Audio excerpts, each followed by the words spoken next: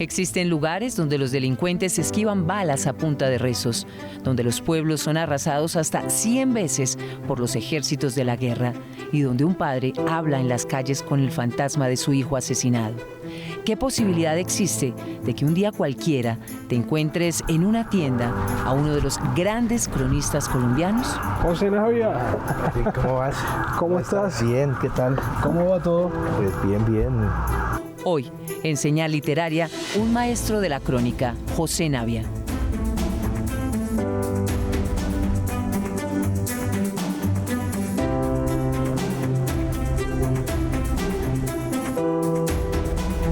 Bueno, querido José Navia, ¿cómo estás? ¿Cómo va todo? Mucho gusto, muchas gracias por la invitación. Qué placer que estés por acá, José. Bueno, a propósito de este libro que me impactó tanto en su lectura, José, Un país de sombra y luz, que resume prácticamente 40 años de crónicas tuyas, ¿no? Recorriendo los lugares, rincones más inhóspitos del país. ¿Cómo te sientes con este trabajo que prácticamente es un colofón de tu carrera? Sí, emocionalmente fue bastante fuerte, yo creo, tener el libro en las manos, porque efectivamente es el resumen de casi 40 años de reportería en zonas rurales y en zonas marginales urbanas, en zonas de conflicto. Y por otro lado es prácticamente el cierre de esos 40 años como reportero. Digamos, yo sigo haciendo cosas, sigo escribiendo, pero ese trabajo sistemático, con cierta frecuencia, de visitar estas zonas, de reportear, ya queda atrás, yo creo. Lo voy a seguir haciendo, pero no con la misma frecuencia. Bueno, y conversemos, si te parece, José, de las crónicas que componen este libro, las crónicas tan impactantes. Y la primera que tengo en mente, por la que te quiero preguntar, José, es por Toribío, el pueblo más atacado por la guerrilla. Yo creo que posiblemente uno de los periodistas o el periodista colombiano que más ha visitado Toribío y que más conoce lo que pasa en el Cauca, pues sí eres tú. Pero esta crónica es impactante porque a pesar de que la guerrilla se haya tomado tantas veces este pueblo, la gente quiere seguir resistiendo, ¿no? Es algo muy bonito que, aunque estallan bombas, hay atentados todos los días, a la mañana siguiente hay una señora barriendo el frente de su casa, barriendo los escombros, o hay un señor poniendo música que suena en todo el pueblo, y eso es impresionante, eso que tú cuentas. Sí, Toribío, yo Toribío lo llevo en el corazón, porque pues allá se desarrollan la mayor parte de las crónicas que yo he hecho específicamente sobre un tema, y porque admiro la resistencia de los toribianos, admiro esa capacidad para sobreponerse y al día siguiente retomar sus actividades. Y es más, hay una crónica que se llama En medio de la guerra los NASA tejen la paz, que refleja mucho más esa situación, que es a veces hasta increíble pues que ocurra. Y es que en la noche que yo llegué, en la tarde que yo llegué hubo unos disparos sueltos, y en la noche hubo una arremetida, un ataque que duró más o menos una hora, con tatucos, con ametrallamiento, todo contra el cuartel de policía, y eso pues alborota todo el pueblo. Eso fue tipo como entre 8 y 9 de la noche. Al otro día ellos tenían previsto el lanzamiento de las empresas, pues Café, Jugos Fitz, Truchas Guantama, Lácteos San Luis y otros. Entonces yo por la noche, a mí me habían invitado a que cubriera el lanzamiento de las empresas. Dijimos, queremos que vean que en Toribío, además de guerra, también hay empresa y hay trabajo. Entonces sí, me ha parecido bien la propuesta, me fui a hacerla para Colprensa. En esa época estaba escribiendo crónicas para Colprensa. Y yo lo primero que pensé fue, la jornada de mañana se acabó con ese ataque. Y que va, al otro día a las 5 de la mañana la chiva comenzó a pitar por todo el pueblo a recoger a las personas que se habían inscrito para ir hasta Santander de Quilichao y salir de allá en un ciclopaseo y llegar a Toribío. Entonces, pero sin ningún inconveniente la gente salió, se montó en la chiva, se fue en medio de la oscuridad de la madrugada. Después de la balacera sale Santander de Quilichao. Y más, me levanté ya a esa hora y a las 7 de la mañana comenzaron a montar carpas. Y a las 8:30 de la mañana estaba sonando música por altavoces en el parque, a 2 cuadras de donde había sido el ataque. Y música cumbia peruana, ya un animador, ya estaban las competencias ciclísticas organizadas, ¿no? Normal. Es decir, después de una cosa de esas, eso te refleja la resistencia de los toribianos, la resistencia de los caucanos, del pueblo nasa, para poder mantenerse en su territorio. En un día cualquiera en Toribío, y es algo que tú mencionas acá en la crónica, José, en un día cualquiera suenan ráfagas por cualquier lado. La gente está haciendo sus actividades del día a día y en un día calmado suenan tiros, enfrentamientos cerca. ¿Cierto? Sí, es normal. En Toribío es normal, por lo menos durante casi todos los años en que yo estuve visitando el municipio, es normal que uno esté incluso haciendo reportería en el parque y de pronto pum, pum, pum. Y entonces es como un poquito de cinematográfico, porque suenan los tiros. Por ejemplo, me pasó una vez durante un mercado, cuando el mercado se hacía en la plaza principal, no había una infraestructura, no había una plaza de mercado pues como ahora. Entonces el mercado era en el parque principal. Yo estaba hablando, me acuerdo, con Ezequiel Vitonaz, le había puesto la grabadora, cuando de pronto pa, pa, pa, y se queda como cuando uno dice stop. Entonces se quedó un poquito, casi todo el mundo quieto así durante 2 o 3 segundos y luego todo el mundo regresa. Y es que están esperando a ver si va a seguir o si simplemente fue una escaramuza. Entonces la gente ya sabe, si son tiros sueltos y no sigue, la gente sigue haciendo lo que estaba haciendo. La gente continúa con sus actividades. Si después de los primeros tiros viene una andanada más fuerte o un tatuco, ya la gente sabe que tiene que recoger o que tiene que buscar refugio. Tremendo. Incluso aprenden a identificar hasta qué tipo de explosivo es. Pues. Tremendo, impresionante. Bueno, José, tú también has documentado el retorno de los desplazados por la violencia. Aquí hay crónicas realmente muy impactantes y estoy pensando en la de Chengue. En Chengue hubo una masacre paramilitar. Quemaron las casas, mataron a más de 20 personas. El pueblo, un pueblo próspero, quedó desocupado, parecido a lo que hicieron con El Salado, toda la región de los Montes de María. Y tú fuiste a Chengue y te diste cuenta de lo que estaba pasando, cómo crecía la hierba y cómo había gente que hacía lo posible por volver, por retornar, a pesar del miedo, ¿no? Y recuerdo esa parte tan impactante en la crónica en la que describes a un padre que pierde a su hijo asesinado por los paras y el Señor se lamenta todos los días llamando al hijo. ¿Dónde estás? Ven, que aquí te estoy guardando tu porción de trabajo. ¿Cómo fue ese viaje a Chengue, a ese corazón del desplazamiento, José? Bueno, el viaje con el fotógrafo, llegamos a Ovejas y hicimos unos contactos ahí con algunos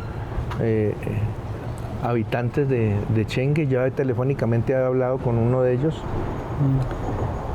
Pero ahí el asunto, recuerdo, es que desde que entramos supimos que nos tenían vigilados. El fotógrafo el que me dijo, mira, los que están allá nos vienen siguiendo hace rato. Entonces la entrada comienza pues con ese tipo de situaciones.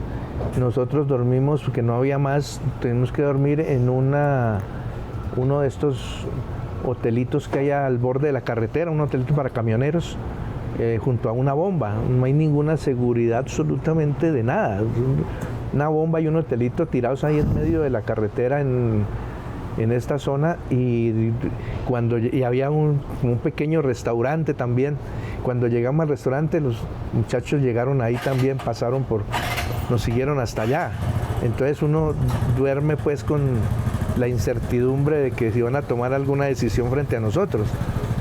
Y esa es como la entrada pues para hacer la crónica.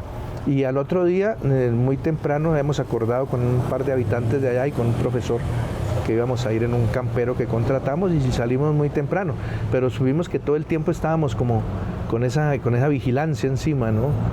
Y ya entrando allá, la situación es una cosa, una dualidad ahí, pues, que es la dualidad de la enjundia de la gente, la fortaleza de la gente, Sí, las ganas de la gente de recuperar, porque entraban y salían, muy decididos. Pero también es sentir el miedo que tienen de que de pronto el actor armado regrese, ¿no? Es decir, pasa la masacre, ellos se van y queda rondando un fantasma, ¿no?, en todo el pueblo. Y es un fantasma que puede aparecer en cualquier momento. Ellos no saben en qué momento va a aparecer, y cuando aparece seguramente los va a matar. Entonces había pasado ya un buen tiempo, pero el fantasma permanece, no se va. ¿No podían dormir? No se va, porque el pueblo además está solo, entonces la gente regresa, duerme con miedo, o entra en la mañana, sale en la tarde, entra, cultiva y regresa en la tarde a ovejas. Entonces se ven esas dos situaciones, ¿no? Además pues de lo que comienzan a contarle luego, y es el dolor tan fuerte de algunas personas, como este padre que prácticamente pues perdió la razón. Perdió la razón. Y luego además la aparición pues de un grupo armado que nos retiene, nos aborda y nos retiene y nos conduce hasta donde otro grupo armado que nos tuvo ahí en una especie de interrogatorio con el fotógrafo durante, yo creo que casi una hora. Tremendo. Más o menos. Y que les comentaron, bueno, tienen suerte porque van a salir fácil, pero hay mucha gente que entra y no salen así. Sí, mira, el señor era Pedro Parada, quien tengo entendido es como el comandante político de esa zona de las FARC. Era él. Y esa crónica yo la hice para el periódico El Tiempo, que es donde fueron publicadas la mayor parte de las crónicas. Yo trabajé en El Tiempo durante 19 años y pues vivo muy agradecido con el periódico, que también me dio la posibilidad de hacer estos viajes, porque son viajes costosos, ¿no? Entonces le dedican una buena parte de recursos a hacer eso. Entonces este salió en El Tiempo, y llegó un momento de la charla con Pedro Parado, del interrogatorio, en el que él dice: la gente por aquí dice que la información sobre la masacre que publicó El Tiempo fue muy verdadera, algo así, dice él. Y yo estoy de acuerdo. Y yo veo que ustedes no tienen malas intenciones, de modo que ahora se pueden ir. Dice, hay gente a la que esa sí no sale tan fácil. Exacto. Algo así, yo creo que esa se queda, pues no es que no salga tan fácil, no que queda. Además porque siempre, él era el político, entonces el político tiene un tipo de manejo diferente frente al periodista, porque al lado de él había un guerrillero más joven y más militar, muy apertrechado, y era el que le decía a él por lo menos 2 o 3 veces: ¿qué hacemos con estos? ¿Qué hacemos con estos? Entonces uno en esos casos pues tiene como la fortuna de encontrarse más con un político que con el jefe militar. Claro, el jefe militar son los aprieta gatillos. Bueno, José, pero estaba pensando también en las mujeres en el conflicto, ¿no? Lo duro que les ha tocado, y estoy pensando en esa crónica tan poderosa, las mujeres de Valle Encantado. Esta madre que tú describes, que carga con los restos de su hijo en una cajita esperando darle cristiana sepultura, y recorre muchos lugares en el país, y las mujeres con las que ella se asocia para poder acceder a una tierra, por fin. Sí, yo creo que la mujer en Colombia, la mujer campesina, la mujer indígena, la mujer de barrios populares, es la que en buena parte ha sostenido como la resistencia frente a la violencia y la resistencia frente a los violentos. tal vez en muchas partes no ha tenido como ese papel protagónico de los hombres, pero son las que a veces las que empujan, las que dan fortaleza, las que tienen como esa autoridad moral también, pues, frente a la comunidad y frente a los jóvenes para impulsar resistencias, impulsar cosas. El caso de Valle Encantado es duro, muy duro, porque pues son mujeres huérfanas, viudas de la guerra, en situaciones, madres, en situaciones muy difíciles, como el de esta señora que carga en una cajita de cartón los huesos de su hijo y que la ha transportado incluso en una flota, ¿no? Y ella con la cajita en los huesos a ver dónde haya un lugar tranquilo para sepultarlos. Y estas mujeres, las de Valle Encantado, lograron constituir, en la época en que yo estuve allá, habían logrado constituir una comunidad y un tejido social muy, muy fuerte a partir de corazón, ¿no? A partir de puro corazón, de pura fuerza, de resistencia y de sobreponerse pues a los estragos de la guerra y construir una comunidad en una zona además donde los peligros estaban alrededor. Incluso les tocó ir a hablar con los paramilitares, como decirles, bueno, déjenos a los hijos tranquilos, ya sufrimos bastante, como que por lo menos no se metan con ellos. Sí. Pero mira las cosas que, es decir, uno ve todas estas manifestaciones. Lo que yo he tratado de reflejar en las crónicas es eso, por eso se llama Un país de sombra y luz, y es que por un lado está el dolor, la tristeza, la resistencia, y por otro lado está esa cotidianidad alegre del colombiano, ¿no? Esa actividad también del rebusque. Entonces, mientras yo estaba ahí, se estaban alistando para llevar unas gallinas a un concurso que había de la mejor gallina por ahí cerca, en otro lado. ¿Me entiendes? Entonces uno se encuentra con estas cosas que dice García Márquez, que hay un funeral y a la media cuadra puede haber un carnaval, y lo ve uno permanentemente. Yo trato de reflejar un poquito eso, ¿me entiendes? Que la guerra no es que haya logrado apagar la alegría que tenemos los colombianos en sí, en todo lado. Esa alegría se manifiesta de diferentes formas, pero en las zonas frías que tienen fama pues de ser de pronto triste, bucólicas, hay otras formas de alegría, y la guerra no logra apagarlas del todo. Es un impacto así momentáneo, pero la gente apenas comienza a recuperarse de eso, comienza a revivir esa parte. Mira en Toribío, después de la chiva bomba que destruyó más de 100 casas y afectó a más de 600 casas, y la primera, una de las primeras locales que estuvo abierto al público fue la discoteca Don Manolo, ¿no? Y la discoteca Don Manolo se llenaba pocos días después de la chivabomba. Sí. Es decir, eso forma parte también de la resistencia, ¿no? O como que adormila un poco el miedo, sí, ¿no? Sí, la fiesta, el escándalo, la pólvora, como que contrarresta el miedo. Bueno, José, estamos en una tienda justamente porque yo creo que la posibilidad de encontrarse a un gran cronista en una tienda es alta, ¿no? Porque los cronistas, así como tú, están por ahí, por la calle, caminando, hablando con la gente. Pero bueno, nos ha tocado además sortear ruidos de todo tipo. Yo te invito a que sigamos esta conversación caminando, ¿te parece? Dale.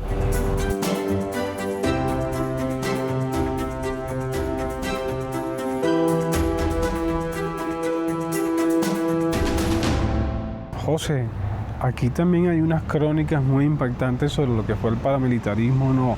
Pienso en La Dorada, esta crónica en la que tú nos cuentas La Dorada bajo el control de los paras y lo que te tocó sortear allá con este comandante blanco. Te tocó refugiarte prácticamente junto al fotógrafo en la casa cural. Sí, porque cuando entramos la aparición de ellos hacia nosotros fue bastante agresiva. Entonces intentamos salir, devolvernos para San Miguel, pero ya ninguno de los dos carros que existían ahí nos quiso sacar. Ya dijeron, a esta hora no le medimos a la carretera. Entonces la única posibilidad fue ubicar la casa cural y pedirle a la monja que estaba ahí, porque el sacerdote no estaba, que nos dejara entrar a esperar al cura. Y cuando llegué el cura, yo le dije, padre, considérennos refugiados porque pasó esto, esto y esto. Y él dice, pues ¿cómo les ocurre venir a meterse aquí si es que todas las noches los paramilitares están sacando gente de las casas y al otro día ya no aparecen? Entonces nos tocó dormir en la casa cural esa noche. Qué miedo, porque además en la crónica dices que un símbolo, un signo del miedo en el pueblo es que nadie quería decir su nombre. Sí, hay mucho miedo en algunas regiones. Mira que en Barrancabermeja me contaban alguna vez, me decían, aquí a la única persona a la que le abren la boca es al dentista. ¿Sí? Y eso ocurre en la mayor parte de zonas donde hay actores armados, y sobre todo cuando hay dos actores armados disputándose el territorio, es más complicado todavía. La gente no da su nombre, entonces a veces toca trabajar con algunos datos, pues nada más, una persona de unos 25 años, y aún así, me di cuenta alguna vez, resulta a veces hasta peligroso para la gente. Algunas señas que son de mucha gente, claro, pero pueden resultar en una zona de conflicto peligrosas. Claro, claro. El miedo es permanente, claro, porque hay mucha vigilancia, ¿no? Hay ojos por todo lado, hay oídos por todo lado, y no se sabe con quién se está hablando. ¿Con quién se conversa? Sí, eso es muy difícil, porque se pierde la confianza completamente, incluso en el vecino, en familiares. Claro. Porque como los actores armados reclutan gente, y no toda es para combatir, sino simplemente para mirar, para datear. Uh-huh. Entonces no se sabe con quién se está hablando. Eso rompe la confianza, rompe los tejidos sociales, totalmente desbarata una comunidad. José, pero ¿tú has sentido miedo? Y te lo pregunto porque en esta crónica, La travesía del dolor y el miedo, nos cuentas tu llegada como reportero al Urabá, buscando a Necoclí, y justamente en ese arribo los paramilitares detienen el bus en el que vas, y la gente toda con un miedo tenaz. No, luego te enteras de que ese escuadrón paramilitar que detuvo el bus les decían los mochacabezas. Pero ¿has sentido miedo? Todo el tiempo. Digamos, no sé, pues a algunas personas, algunos colegas tal vez no les pase, a mí sí me pasa. Yo trabajo con miedo todo el tiempo, es decir, porque el peligro es inminente, el peligro está ahí, y es un riesgo además macabro, porque aquí no se mata, sino que se contramata, se mata con una sevicia impresionante. Entonces, claro, el miedo está de forma permanente, y más aún en las personas que habitan allá. Es decir, yo creo que lo que a uno le da como valor para vencer un poco el miedo y poder actuar es el pensar que la gente que está allí lo está sintiendo todo el tiempo. Uno entra 2, 3 días y sale, pero ellos están día y noche, todos los días del año, sometidos al miedo. Entonces sí, yo miedo permanentemente. Lo que yo creo que uno puede dejar es que el miedo lo paralice, ¿no? Yo como cronista, a veces metido por allá en una zona esta, uno dice, no, ¿yo por qué me meto en esto? No, la próxima no. Pero resulta que aparece el próximo tema, la próxima historia llega a los oídos de uno, y uno inmediatamente dice, yo lo quiero hacer. Y otra vez se repite el mismo proceso, porque si el miedo paraliza a un periodista, y si el miedo paraliza a un cronista que pretende contar las historias de la gente común y corriente, lo que vive en las regiones, si el miedo lo paraliza, pues estamos muertos todos, ¿no? Claro. No se generaría memoria, no habría posibilidad de que alguien fuera a recoger el relato y se lo comunicara a otras personas. Sí, entonces sí, hay miedo, se trabaja con miedo. José, ¿qué tanto nos sigue haciendo falta la crónica en el periodismo en estos tiempos de velocidad en los que parece que ya los cronistas están en vía de extinción? Sí, desafortunadamente los medios ya no, los grandes medios sobre todo, que son los que tienen como el músculo económico, ya no le están invirtiendo a la crónica, ¿no? Porque una crónica sale costosa. Es que pagar avión, cronista, fotógrafo, a veces alquilar mulas, alquilar campero, entonces ya no le invierten y no le dan espacio tampoco, como si se hubiera perdido a nivel general pues como el amor por la lectura de estas crónicas, asumen ellos. Digamos, es cierto que con todo este reinado de lo audiovisual, pues lo escrito ha ido perdiendo fuerza, pero yo creo que todavía hay un nicho bastante grande al que le hacen falta ese tipo de relatos, ese tipo de crónicas. Y hay algo más importante ahí, es decir, ¿quién entonces, si no contamos nosotros, quiénes van a contar la memoria del país? Es decir, ¿quién está construyendo la memoria de este país? Claro. Porque la inteligencia artificial no va a reportear. Claro. La inteligencia artificial se nutre de lo que encuentra en la web, en la nube, ¿cierto? Claro. Pero ¿quién pone contenido en la nube? Es decir, ¿qué va a contar la web dentro de 20 años si nadie está contando la historia del Amazonas, la historia de los indígenas, no sé, del Amazonas, del Cauca, del Tolima, el asesinato de líderes sociales? Si nadie está contando esto, entonces, ¿cuál va a ser la narrativa de la inteligencia artificial en 20 años? Sí, da miedo pensar en ese panorama. José Navia, tú eres un maestro de la crónica, gracias por tu obra, por estar en Señal Literaria. No, gracias a ti por la oportunidad de hablar de estos relatos y de esa Colombia que mucha gente desconoce. 40 años de historias y crónicas de largo aliento en los mejores medios sintetizados en este libro. Sí, así es, en 64 crónicas hay ahí que resumen buena parte de esos años de trocha y de calle. Para cerrar, yo te invito a que leas un fragmento de una de tus crónicas, la que quieras, y le demos un broche de oro a este capítulo. Listo, vamos. Vamos. Llegamos al rancho de don José hace una media hora, con las últimas luces del día, frustrados luego de haber intentado sin éxito el ascenso a Patascoy. El resplandor del fuego ilumina el rostro trigueño de una mujer que amamanta a un bebé, semioculto bajo una ruana descolorida. El rumor del río Guamués, que corre a unos 50 metros del rancho, apenas si deja oír la voz del campesino. El día que bajaron a los muertos, dice, no salimos a trabajar.